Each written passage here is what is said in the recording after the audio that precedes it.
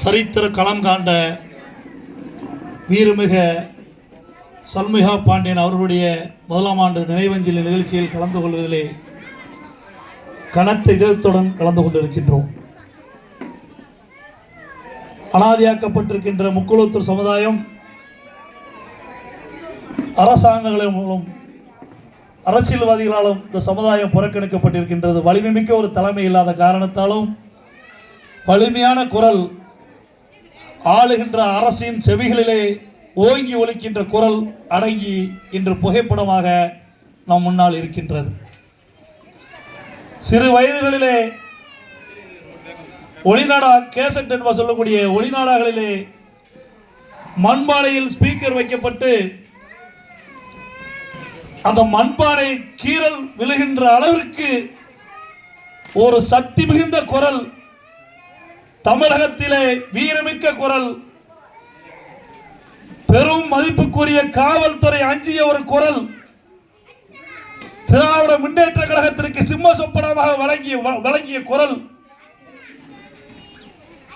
வீரமிக சண்முகா பாண்டியன் தென்காசியில் கிளம்பினார் என்று சொன்னால் ராமநாதபுரம் மாவட்டம் தீ பிளம்பாக இருக்கின்ற காலம், இளைஞர்கள் பற்றாளம் வீர் கொண்டு எழுந்த காலம். அந்த காலம் அந்த ஒளிநாடகளிலே கேட்டு வளர்ந்தவர்கள் நானும் ஒருவன்.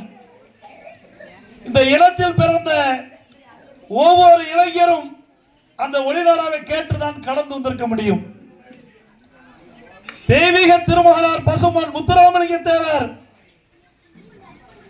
எங்க எல்லாம் முழங்கினாரோ, எங்க எல்லாம் கூட்டங்கள் கூடியதோ, அதே கூட்டம் வீரமிக சமரசம் பெற்ற போராளி இந்த சமூகம் இழந்திருக்கின்றது. வீரமிக சண்முகா பாண்டியன் அவர்களை,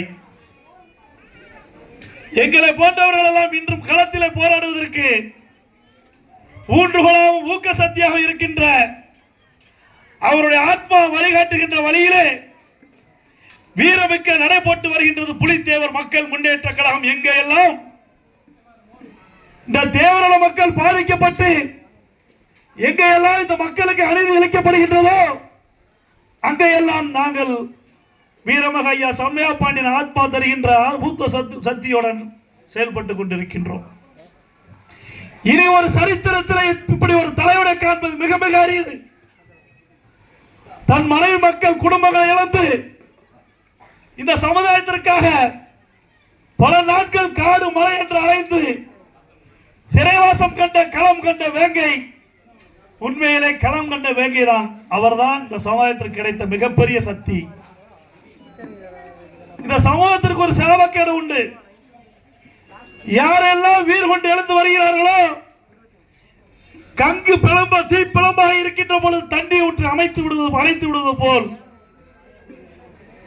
வீர் கொண்ட இந்த சமுதாயத்திற்கு யாரெல்லாம் எழுச்சியாக வருகின்றார்களோ அவர்கள் மீது தவறான ஒரு கண்ணோட்டத்தை ஆளுகின்ற அரசாங்கங்கள் நம் மீது தெளித்துவிடும். அந்த அனல் தணிந்தது என்று அன்று தணிந்ததுதான் இன்று வரை